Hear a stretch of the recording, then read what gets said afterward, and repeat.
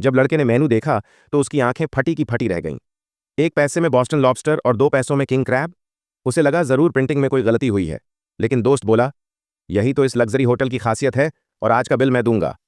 इतना कहकर उसने जेब से 1 रुपए का सिक्का निकाल कर दिखाया। लड़के ने बिना देखे वो सिक्का चुपचाप अपनी जेब में डाल लिया।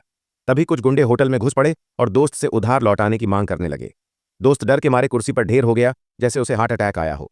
मगर गुंडे चालाक थे, उन्होंने उसका हाथ पकड़ लिया और धमकी दी, या तो पैसा दे वरना हाथ जाएगा। लड़का तुरंत सामने आया और बोला, मैं चुकाऊंगा उसका उधार। गुंडे ने हाथ से 4 उंगलियां दिखाई और लड़के को लगा वो 40,000 की बात कर रहा है। वो तो भागने ही वाला था कि गुंडे ने उसका हाथ पकड़ लिया और उसके पर्स से 50 रुपए निकाल लिए।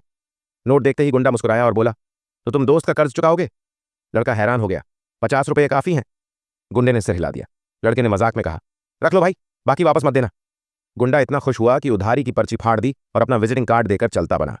लड़का सोचने लगा, आजकल के गुंडे भी कितने अजीब हो गए हैं, 40 रुपए के लिए हाथ काटने पर उतारू थे।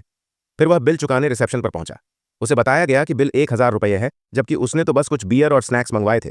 भीड़ देख उसने 400 रुपये नकद दिए और बाकी कार्ड से चुकाने की सोची। लेकिन जैसे ही उसने 100 रुपये का नोट निकाला, रिसेप्शन पर बैठी लड़की घबरा गई। बोली, इतना बड़ा नोट मैंने कभी नहीं देखा। फौरन सिक्योरिटी बुला ली गई और पूरा होटल सील कर दिया गया। लड़का हक्का बक्का रह गया, क्या हो गया यार? उसे होटल मालिक के ऑफिस ले जाया गया। जैसे ही मालिक को पता चला कि लड़का 400 रुपये का बिल चुका रहा है, उसे लगा ये कोई बड़ा इन्वेस्टर है जो होटल खरीदने आया है। उसने तुरंत होटल बेचने का कॉन्ट्रैक्ट निकाला और साइन करने को कहा। तभी लड़के को समझ आया कि होटल इतनी आसानी से बेचने की वजह क्या है। ये होटल अब उनके लिए सिरदर्द बन चुका था। उधर शहर में 3 बड़े खानदानी परिवार भी आ पहुंचे थे और मां साहब की पोती भी होटल की तरफ बढ़ रही थी। होटल में दाखिल होते ही लड़के की टक्कर अपनी एक्स गर्लफ्रेंड और एक अमीरजादे से हो गई। अमीरजादा समझा कि लड़का बिना इजाजत घुसा है और उसे बाहर फेंकवाने के लिए सिक्योरिटी को बुला लिया। उसी वक्त मां साहब की पोती भी वहां पहुंची, लेकिन अमीरजादे ने उसकी पहचान नहीं पहचानी और उसे भी बाहर निकालने को कहा। तभी लड़का बोला, ये होटल अब मेरा है, जाना है तो तुम जाओ, और उसने डील के कागज दिखा दिए। अमीरजादा चिल्लाया, तू एक डिलीवरी बॉय है, ये सब कागज तूने चुराए हैं।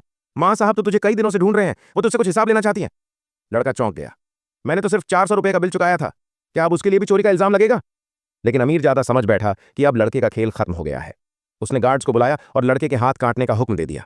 जैसे ही गार्ड्स ने लड़के को पकड़कर पीटना शुरू किया, बाहर से तीनों बड़े परिवार होटल के अंदर दाखिल हो गए।